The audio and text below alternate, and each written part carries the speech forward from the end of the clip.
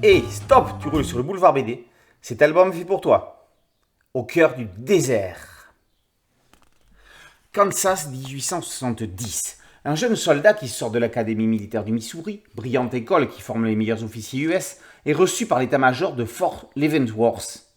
Le lieutenant est missionné pour retrouver et ramener à la raison le colonel Adam Pyle.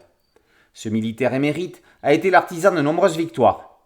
Ses hauts faits d'armes lui ont valu de nombreuses décorations, dont la plus prestigieuse, la Medal of Honor de l'US Army. Cruel, belliqueux, réfractaire et rebelle, le colonel a pris la tête d'une bande de renégats Apaches et Navajo pour semer la terreur en Arizona, en Utah et au Nouveau-Mexique. Ce qui était normal en temps de guerre ne l'est plus aujourd'hui.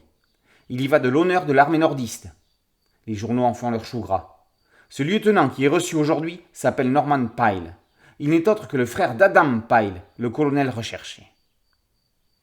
Les émissaires envoyés ayant récolté des volées de plomb, les derniers espoirs de l'armée reposent donc sur ce cadet. Norman suit la piste de Santa Fe par la montagne. À cette occasion, il escorte jusqu'à Fort Larned un convoi de pionniers qui a demandé une protection militaire. La caravane traverse de mornes plaines à perte de vue. On n'est qu'à la fin du printemps et le climat est déjà aride. Une tornade, un assassinat, rien n'épargne l'expédition. La route de Norman va être longue et semée d'embûches avant un face-à-face final poignant qui va, non pas justifier, mais démontrer qu'en temps de guerre, il n'y a pas de manichéisme qui tienne. 1976, Maryse et Jean-François Charles font un voyage en Amérique. Il aura fallu attendre presque 50 ans pour qu'ils reviennent en bande dessinée. L'irréprochable collection signée du Lombard accueille cet album inspiré du roman Au cœur des ténèbres de Joseph Conrad. Il l'adapte ici en western. À l'origine, c'est l'histoire d'un officier de la marine britannique qui remonte le fleuve Congo pour retrouver le directeur d'un comptoir colonial disparu réputé fou. Pour les Charles, un chasseur d'ivoire va ainsi devenir un patron de ranch ayant privatisé les ressources naturelles. L'essence anticolonialiste du roman de Conrad subsiste dans cette transposition. Les auteurs de la BD y ajoutent une dimension familiale qui sensibilise encore plus le récit. Dans cet album, Jean-François Charles se montre tout autant dessinateur que peintre.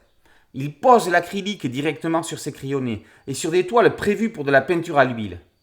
Les détails sont estompés, mais quand même présents. On frise parfois l'impressionnisme.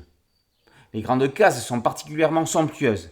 L'artiste convoque les plus grands peintres de genre américain, en particulier Frederick Remington, chantre de l'American Landscape.